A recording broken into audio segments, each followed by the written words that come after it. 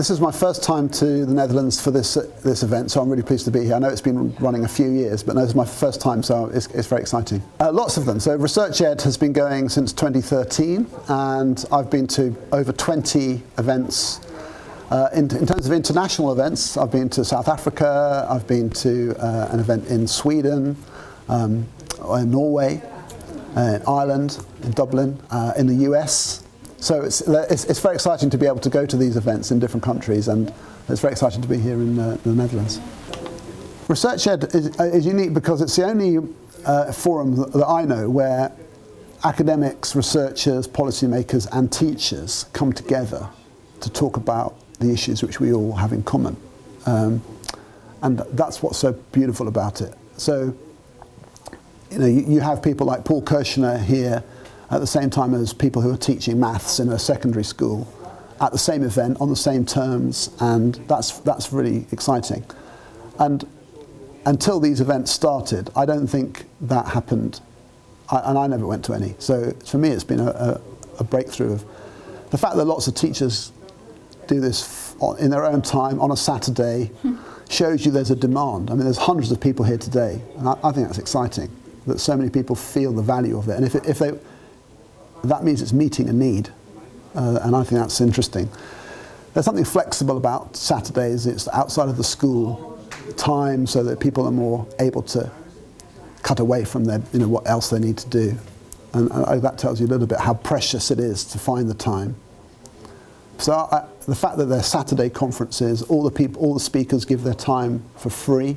So that's a spirit. There are lots of other events where there's fees and it's all kind of, big names and so on. So what I love about this is that it's very grassroots.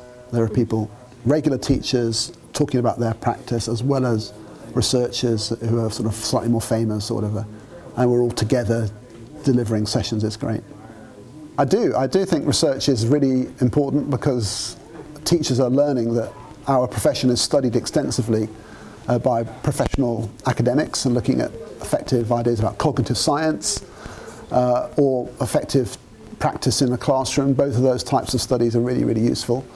And the more we know about the findings from those studies, the better placed we are as teachers when we're in the classroom to make good decisions about how to structure learning. So definitely, research is really, really important for teachers to connect with. Yeah, well, it's funny because now I do this sort of thing all the time, but I was working in schools for 30 years, so I had a lot of experience in classrooms and in schools. But now I really enjoy working with teachers, so I feel like it's a new phase. I miss my own lessons, but now I feel like my students, if you like, are teachers themselves, and nearly every week I'm in a school talking to teachers about learning, and so I find that really, really interesting. So I don't spend that much time sort of talking at an event. Sort of mostly it's observing lessons, talking to the teachers individually, and that sort of thing. So you get to know them. But I do enjoy talking in a public place as well. It's great in terms of the reaction you get from the audience.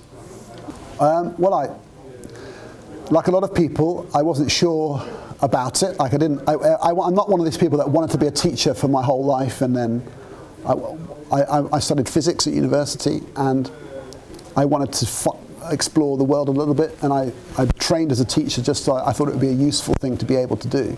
But when I did it, I actually enjoyed it far more than I expected to, and I really loved it actually. I loved being there with the students, teaching my subject, and the whole dynamics of a school, and then the problem solving as a leader around how do we support each other to teach better. I found that very interesting. So once I started teaching, I realized that it was a profession that I wanted to be in, but I didn't know that before.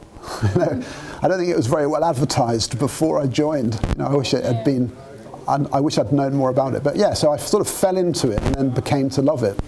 Teaching has changed significantly in that way. As a profession, we can communicate globally and nationally and share ideas far more freely than ever before, and I find that fantastic.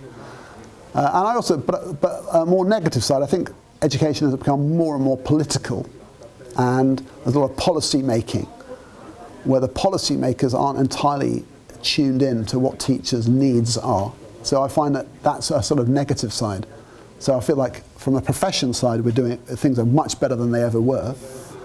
But from a sort of political side, I feel like there's a lot more interference that is unhelpful, and that's a problem.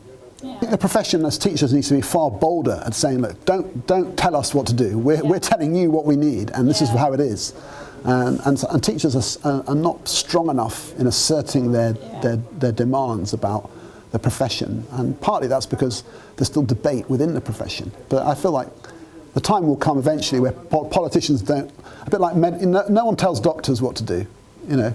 Doctors tell each other what to do, and I think teaching will get there in the end, where politicians leave us alone because they trust and respect the body of the profession. But at the moment, I don't think politicians respect teachers enough to trust them to do what they're supposed to do.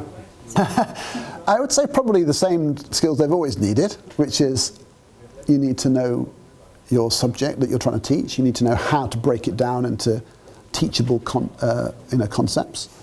You need to be able to know how to manage a group of children at that age and get their attention. And that's quite a big thing, you know, holding their attention and being able to sort of correct them and look them in the eye and that sort of interpersonal stuff. And, you know, skills to do with, you know, more technical skills like assessment and so on.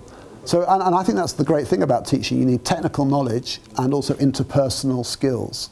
And some people are strong on one and less strong on the other. And that's why to be an excellent teacher is quite a rewarding thing, because you've got to develop yourself. But I think that's probably been always true. So I'm not somebody who thinks that, say, 21st century teaching is really different from 19th century teaching. I think I'm a believer that, you know, good teaching has probably stood the test of time and will be the same in the future, even if there's technology which we harness to help us here and there.